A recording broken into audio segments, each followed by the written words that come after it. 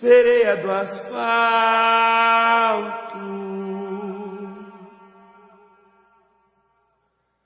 rainha do luar,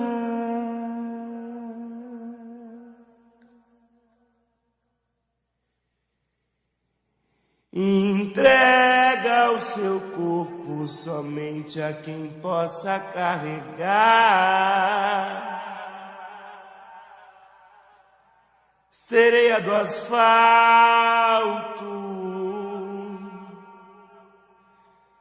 rainha do luar,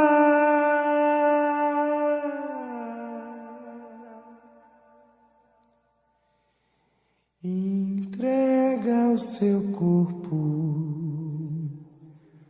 somente a quem possa carregar.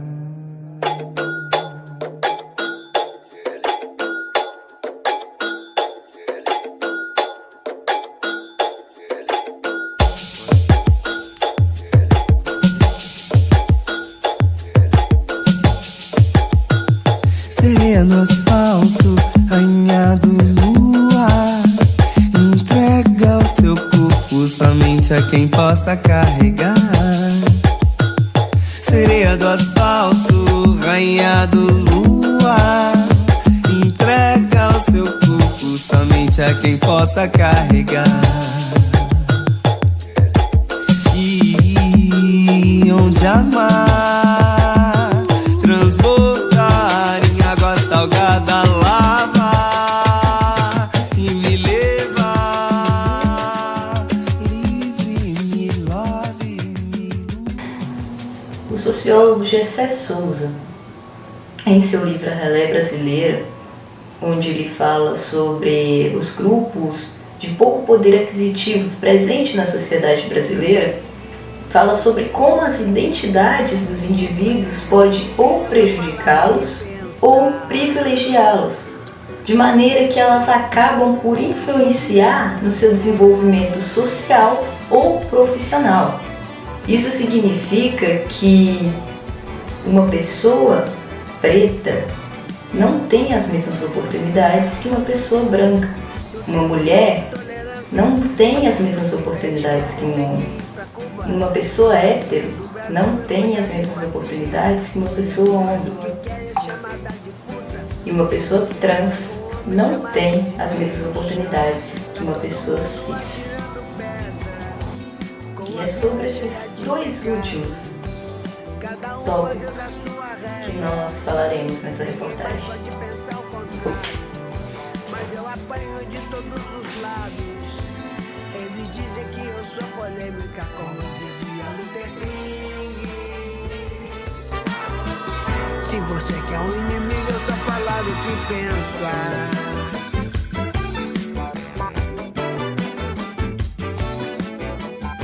Sensação de pertencimento e identidade.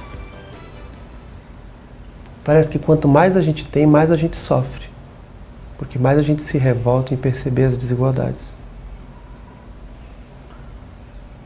E aí você tem o advento de todo tipo de situação que entorpece nossos jovens.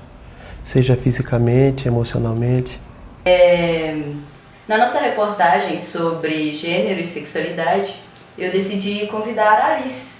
Alice, você quer se apresentar?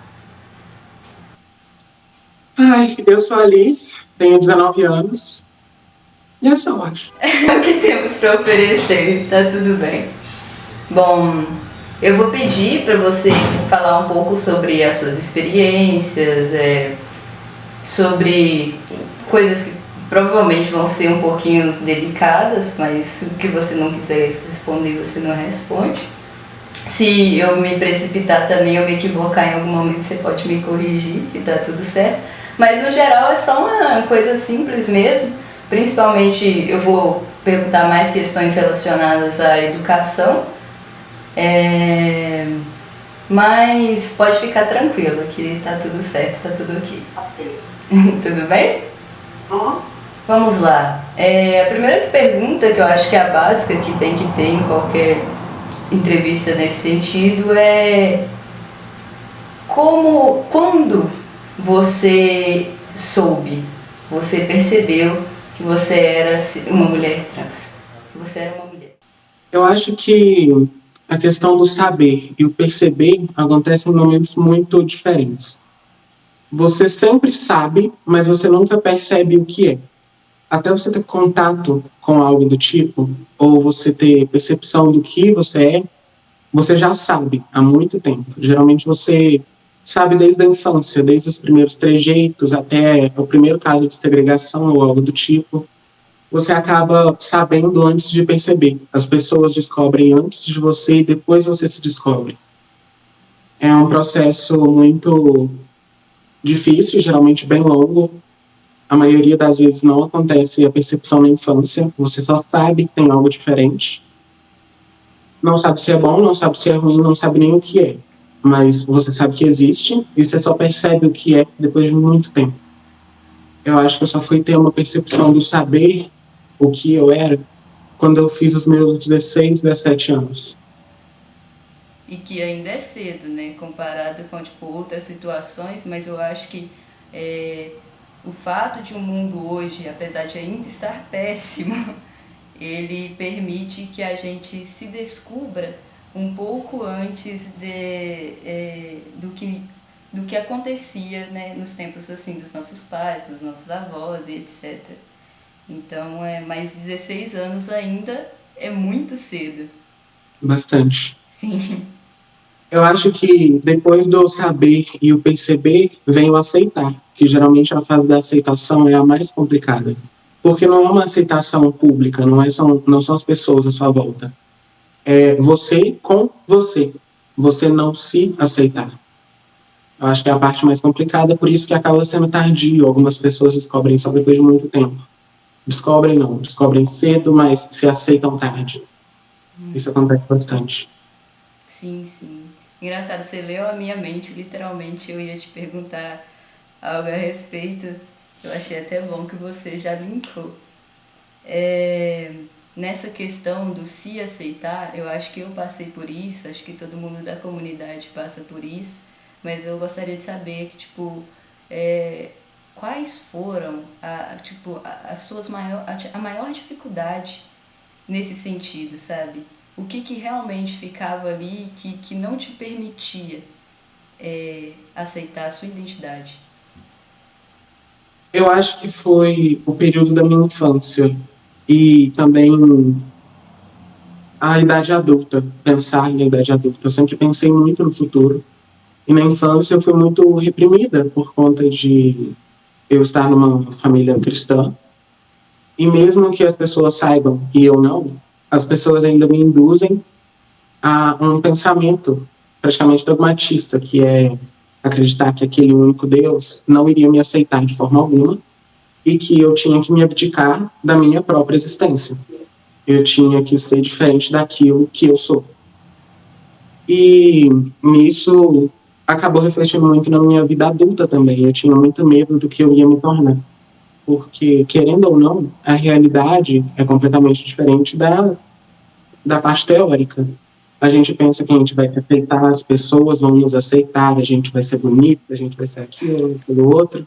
Mas, geralmente, isso não acontece. O que acontece é as pessoas se perdendo no mundo das drogas, da prostituição, que é uma coisa muito comum dentro da comunidade. As pessoas perdem o chão, as pessoas não recebem oportunidade de trabalho.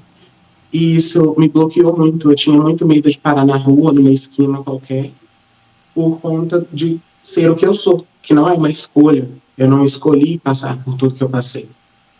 E é muito complicado se pegar com 16 anos pensando que com 18 eu podia estar sentado numa esquina esperando um carro parar e me prostituir. Realmente, realmente.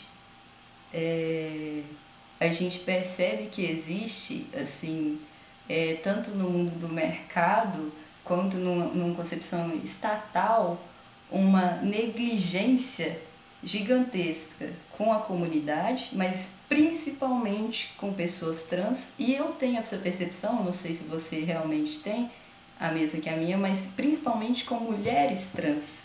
Eu sinto que isso é um pouco mais pesado, que isso acontece, essa negligência é um pouco maior, é um pouco mais, não sei, é um tabu ainda maior que a se quebrar, né? que acaba realmente influenciando e impedindo, tirando certas oportunidades das pessoas. E você sente isso agora?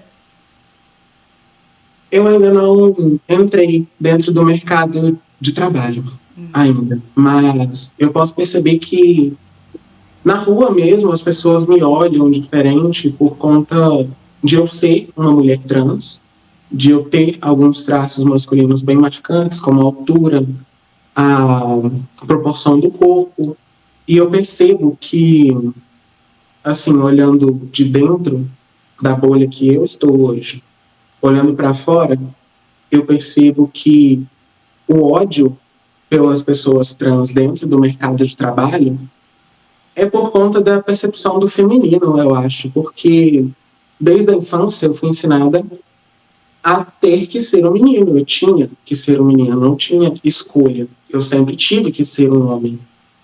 E quando você passa por essa transição do feminino para o masculino, por exemplo, não tem tanta essa pressão. Geralmente meninas têm uma pressão menor para ser sempre uma menininha. Porque se uma menina joga bola ou faz isso, ela sofre um certo preconceito. Mas se um menino pinta cabelo, se um menino brinca de Barbie, ele sofre tipo, o triplo do preconceito. E isso não para na infância. Isso se reflete em toda parte da vida tem um reflexo disso. Eu acho que essa pressão em cima do masculino para não ser algo feminino é muito grande. E isso acontece até dentro do mercado de trabalho. Não importa o quão qualificada você seja, eu posso me formar hoje em História. Se eu não fizer um curso ou um curso preparatório para eu ir para uma área específica da História, ou fizer um concurso público, eu provavelmente não vou achar emprego.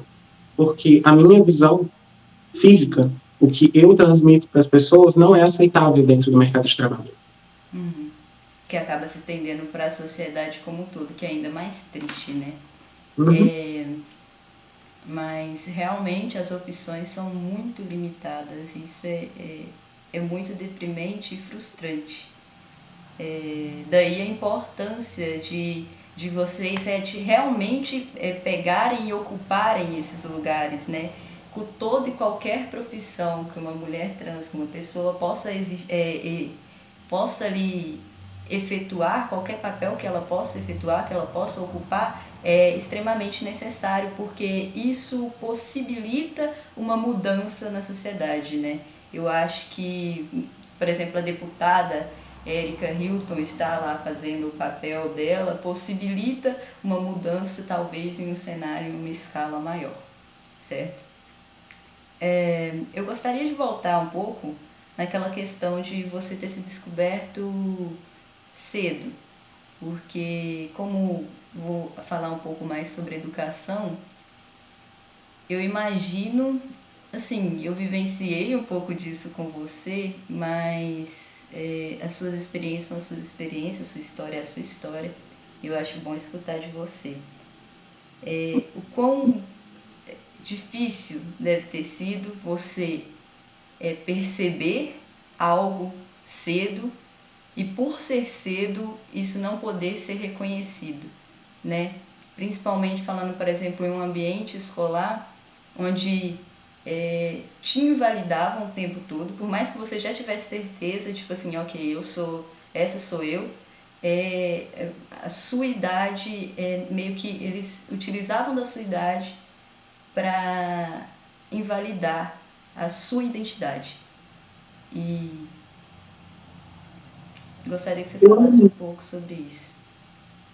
Eu não vejo isso uma coisa tão especificamente do público transgênero. Eu vejo isso muito como um todo. O etarismo é uma coisa que machuca toda a sociedade. Comigo, foi não só com a transexualidade, mas com o quesito do transgênero, mas também com quesitos de saúde, depressão, ansiedade, o meu caso de tricotilomania. Todo mundo achava que isso era uma frescura de adolescente. E não é assim, é uma doença tratável, que é negado o tratamento, porque as pessoas colocam isso na cabeça que é por conta de adolescência. Acontece isso também na velhice. Se a pessoa está muito velha e ela começa a passar mal, algumas pessoas negam o tratamento porque pode ser sinais apenas de idade, não é uma doença grave. Isso acontece em muitas partes por conta do etarismo. O etarismo é uma parte da sociedade pouco visível, que muitas pessoas confundem com outras coisas, mas é uma coisa que afeta todo mundo. Se eu for na Câmara dos Deputados hoje, por exemplo, e for fazer um discurso ou algo do tipo de alguma coisa que eu precise, que a minha comunidade precise, vão me invalidar por causa da minha idade. Vão me chamar de ingênua, vão me chamar de burra, vão me chamar de prepotente. E isso não é só dentro da transexualidade, mas na escola, esse ponto do etarismo, eu acho que eu tive o privilégio de estar numa escola que outras pessoas trans já passaram e se descobriram um pouco mais cedo que eu. Que eu saiba, eu acho que foram umas 5 pessoas trans que já passaram pela minha escola atual. E é perceptível que as pessoas estão começando a se adaptar por isso. Só que eu acho que o que mais foi inconveniente nessas situações não foi nem a questão da idade, e sim de me diminuírem a um pote que não como uma pessoa, mas sim só como uma pessoa trans. Não como uma pessoa normal, só uma pessoa trans. E foi algo que atrapalhou muito as pessoas acharem que tudo que eu estava fazendo era no quesito sexual, que eu era apelativa por algum motivo, sendo que eu só estava vivendo minha vida. E isso eu acho que chega a ser pior do que o etarismo. Você sente que, tipo assim, a sua identidade se tornou uma figura, né? Vira uma coisa caricata. Resumem todas as pessoas trans apenas a sexo, já que desde as primeiras, a única coisa que sobrou foi a prostituição. Então, a visão que as pessoas têm de transexuais é de pedofilia, prostituição, estupro. Isso tudo engloba a visão de pessoas heteronormativas, o resto da sociedade que não se encaixa dentro da nossa bolha, vê a gente assim, de certa forma. Compreendo. E isso é muito perceptível também, tanto nos discursos políticos, que toda vez que se fala sobre identidade de gênero ou orientação sexual, eles sempre relacionam e de repente, quando se percebe, estão falando de estupro, estão falando disso, estão falando daquilo. Realmente sexualizam muito, né? Muito, com uma questão que não deveria estar sendo ali pautada por falta de relação. Exato.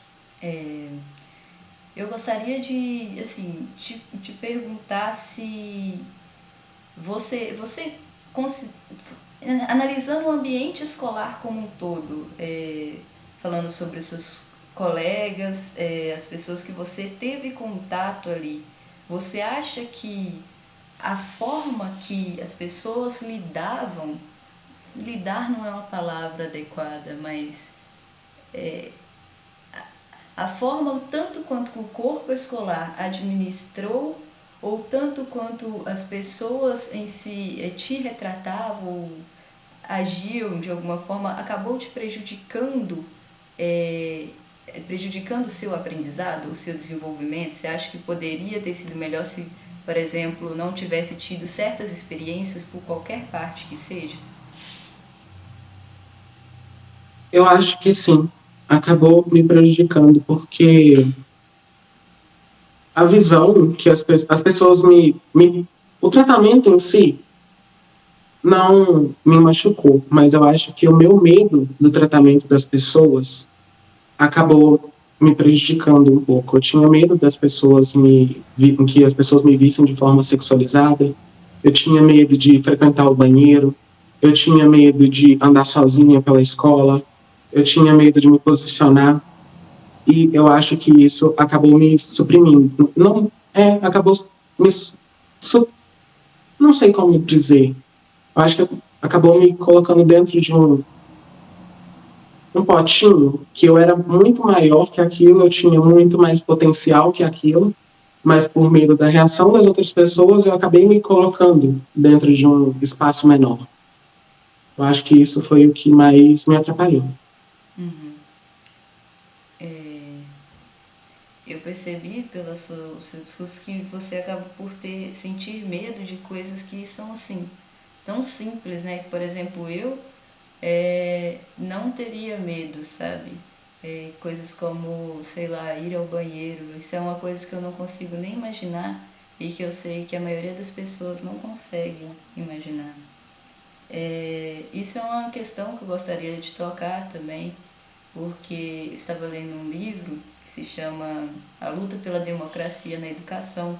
Em uma parte específica, o autor fala que algumas meninas evitavam de ir ao banheiro porque se sentiam desconfortáveis, em uma escola lá nos Estados Unidos. E isso me fez lembrar muito do meu ensino médio, que eu tive muitas amigas e amigos que evitavam ir ao banheiro pelos mesmos motivos, né? E eu queria perguntar a você que uma coisa que aconteceu, né, na história retratada no livro, é que as meninas, além de evitarem ir ao banheiro, elas evitaram de, por exemplo, se alimentar na escola.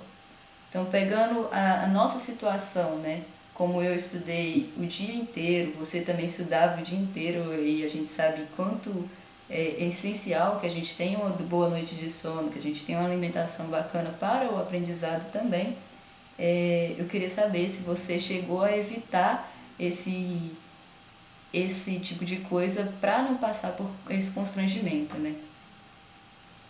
Já me ocorreu bastante, porque o meu medo no masculino, no banheiro masculino, é sofrer agressão.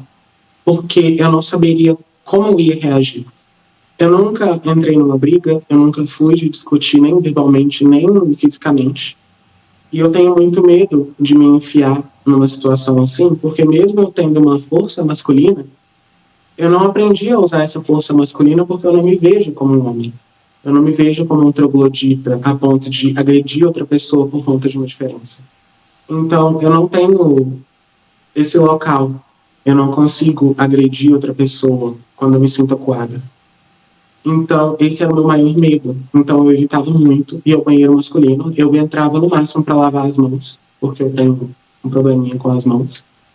E o banheiro feminino eu nunca cheguei a frequentar, porque eu tinha muito medo de deixar as outras pessoas desconfortáveis. Porque eu acho que partir para cima nessa pauta nunca vai ser a solução. Nessa pauta do banheiro feminino.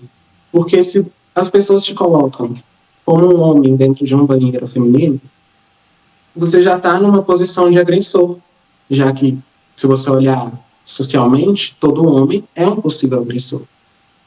E se você reage de forma agressiva, você está validando o argumento deles. Então, eu sempre evito ao máximo entrar em banheiros femininos e masculinos, para me preservar e preservar outras pessoas. Mas isso me prejudica bastante. Eu já tive que ligar para meu pai para eu ir embora da escola para eu poder usar o banheiro de casa. Nossa, que coisa. Isso é um assunto realmente muito delicado, é muito difícil de falar, né? Mas a gente sabe, por exemplo, vendo a sua situação de ter que ligar para o seu pai para poder usar um banheiro, a gente sabe o quanto que isso é necessário ser conversado, isso é necessário ser debatido, e como que é necessário ser debatido de verdade, conversado de verdade, sem fazer suposição ou sem, por exemplo, agir sem pensar, sabe? Se realmente sentar, conversar assim, dois opostos e falar, vamos resolver este assunto, vamos chegar a uma solução, porque não dá para continuar ignorando a existência dessas identidades dentro da escola e dentro do ensino básico, né? E ao mesmo tempo não dá para simplesmente inventar uma coisa do nada e falar pronto, vai ser assim, sabe? Tem que ser um diálogo, temos que buscar aí alguma solução. E apesar de já ser garantido na lei, né, várias vezes está lá, tanto na LBD, tanto no Plano Nacional de Educação, a discussão sobre gênero na escola, a discussão sobre sexualidade na escola feita de uma maneira devida, adaptada a cada faixa etária, ela ainda não acontece. Eu queria saber se você acredita que isso deveria sim acontecer, e se acontecesse, você acha que isso teria melhorado de alguma forma a sua experiência? Eu acho que com certeza teria melhorado a minha experiência, mas uma coisa, colocando nos tempos atuais, uma coisa que eu percebo muito, ainda mais com o nível de ensino médio, é o descaso com o governo, não só com os alunos, mas também com os professores. Porque inserir uma aula de educação dentro desse parâmetro, vamos dizer assim, sexualidade e gênero, você acha, não tem uma capacidade geral. A maioria dos professores hoje são da década passada para trás. Começaram a trabalhar na década passada, por exemplo. E isso limita eles, não no quesito dentro da matéria deles, português, história, isso eles sabem, mas nesse quesito social não tem uma preparação. Se eu colocar uma pessoa de 50 anos que cresceu dentro de uma família cristã, é uma cristã devota, para falar sobre gênero, com certeza, praticamente 99% não vai saber do que está falando.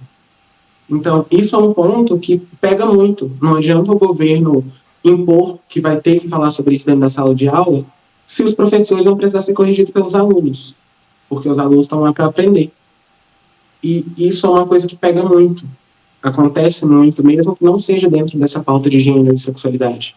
Acontece isso até dentro do novo ensino médio, o que é muito triste. Mas eu acho que sim, isso ia ajudar bastante, porque o quesito do bullying, ele não é só dentro de casa que você aprende a fazer bullying. Se você tem um amigo ou faz bullying com uma pessoa LGBT, naturalmente você vai aprender com ele a fazer esse bullying. E isso é uma coisa natural, isso é período da adolescência e da infância é um período de aprendizado. Você aprende coisas boas e coisas ruins. Só que você não sabe discernir isso. Você não tem um discernimento do que é o certo ou o errado ainda. Você aprende isso com o tempo. E eu acho que aulas assim seriam muito boas, mas eu acho que nesse ano de 2024 ainda é inviável.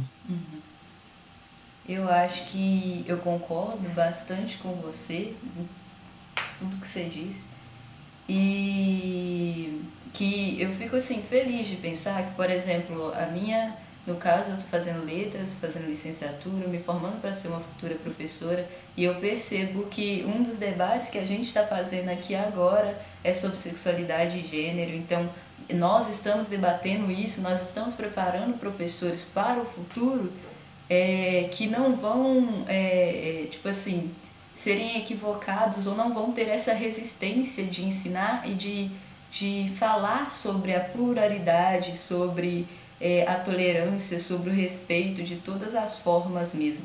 Apesar de que o governo se esforça muito para acabar com a gente, mas nós persistimos aí, estamos na luta, seguiremos, enfim.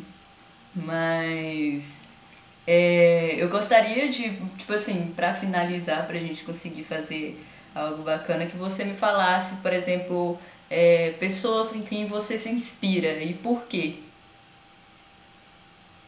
Olha, essa questão da inspiração, eu acho que desde que eu me entendo por gente, eu não tenho uma inspiração fixa. Eu admiro muitas pessoas, mas eu me inspiro em muitas poucas. Agora eu acho que eu não consigo nem lembrar de uma pessoa que me inspira. Eu acho que com o tempo, eu acabei ficando muito descrente nas pessoas e eu acabei não me inspirando em mim mesmo, mas eu acho que me podando, procurando sempre melhorar. Então acaba que eu sou minha própria inspiração, que eu vejo um erro que eu cometi há muito tempo atrás e eu corrijo ele para não cometer futuramente. Então, eu acho que isso é uma visão muito boa. Mas eu acho que se eu for escolher uma pessoa assim, que eu me inspiraria no meio profissional ou até mesmo como pessoa, Eu acho que eu escolheria minha professora de história, a Camila. Ai, amamos a Camila. Camila, amamos Ela é muito você. querida. Eu vou te enviar o link desse vídeo, Camila. Mas enfim, a Camila é maravilhosa. Sim. Ah, Até me perdi aqui. Enfim, tudo bem. Mas, Liz, eu gostaria de te agradecer. Obrigado por ter topado, por ter quebrado esse galho. Foi uma conversa maravilhosa. E mesmo depois de anos de amizade, eu ainda me surpreendi com essa conversa. Então eu fico muito feliz e muito tocada também. tá bom. Eu tô com Foi muito bom a nossa conversa, nossa entrevista. Espero que todo mundo goste. E um beijo. Um beijo. Muito obrigada, viu? De verdade.